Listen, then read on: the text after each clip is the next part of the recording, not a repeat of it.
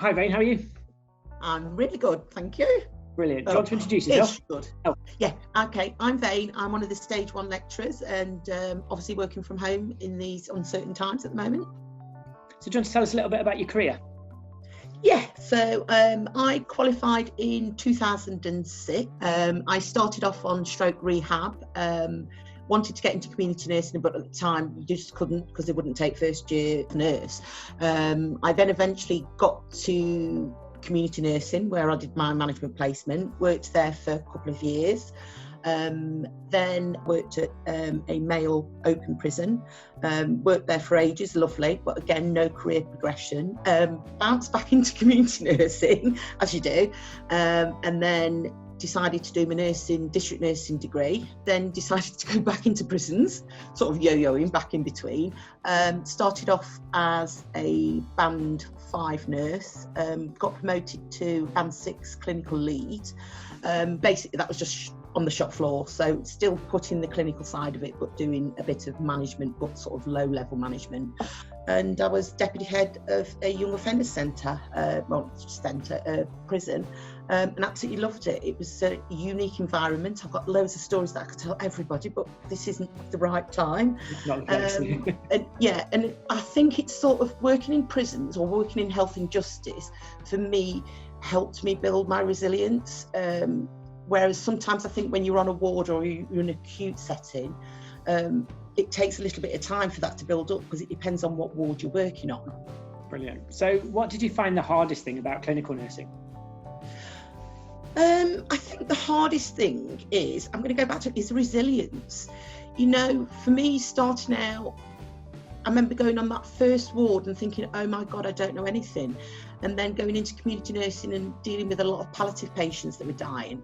And I must admit at the time, my resilience wasn't very good with that, because I remember nursing patients and sort of seeing them deteriorate over a period of time and literally breaking down. It's about resilience. That has got to be the hardest thing. And unfortunately, you can't teach it to anybody. It's, you know, there isn't like a little book or a lecture that we can do to say, right, now you've got to be really resilient. Because also you get a lot of negative parts to the job, you know, those parts that, okay, yes, we love caring for people, but there's that side of it where you are seeing people at the most worst time of their life. How do you switch off? Or a patient that's gone through immense trauma, you know, and abuse and things like that, and how do you actually switch off without actually getting emotionally involved? So I think that's got to be the hardest thing to deal with.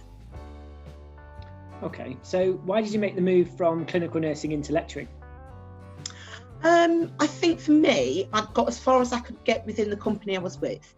So obviously I'd done clinical, done management, and I think I wasn't giving anything back. So I missed having, you know, obviously when I was the district nurse, you'd have loads of students that you would mentor, and I sort of missed that. I did do some teaching within the prison with all the new staff that we had, because obviously it was quite a unique staff mix. So I enjoy that element of it and just sort of imparting the knowledge that I've got onto another person. And ultimately, yeah, I just want to make a bit of a difference. And if you weren't a nurse, what would you be doing? Oh, if I wasn't a nurse, I think I'd be a chef. Okay. Yeah, I like to cook. Yeah, chef. Yeah. It's one of them, if you can't stand the heat, stay out of the kitchen. I love the kitchen. Okay. Can you tell us a couple of things about yourself that we might not know? Right. So, I like to ride bikes, and I was also once a bouncer. Okay, so what sort of bikes? Probably one with stabilisers. So not motorbikes then, push bikes? Oh gosh, no. In fact, I would love to be able to go on a motorbike, but as a nurse, I'm absolutely petrified of them because I've seen what happens when you fall off a bike, and there's not that outer shell to protect you, so no. That's the sensible part of me. How long were you a bouncer for, and where was that? I was a bouncer in Derby City Centre at a place called Casa, which is at the top of Iron Gate, which is now Slug and Lettuce. Okay. And I was bouncing at Pink Coconut, which is a nightclub, so for people that are older person might remember where that was.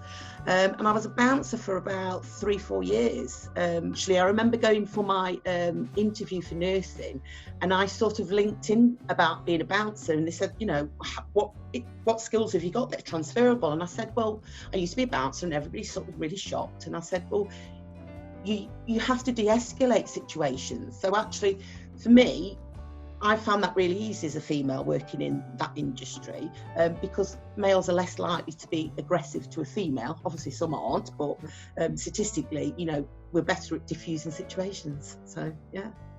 Fantastic. Mm-hmm. That's brilliant. Well, thanks for talking to me. Thank you. I've learned some new things about you today, so I'm sure our students will have done as well. And I'll see you soon. Yeah, and you take Brilliant. care. Thanks, Vane. Take care. Bye. No worries, bye.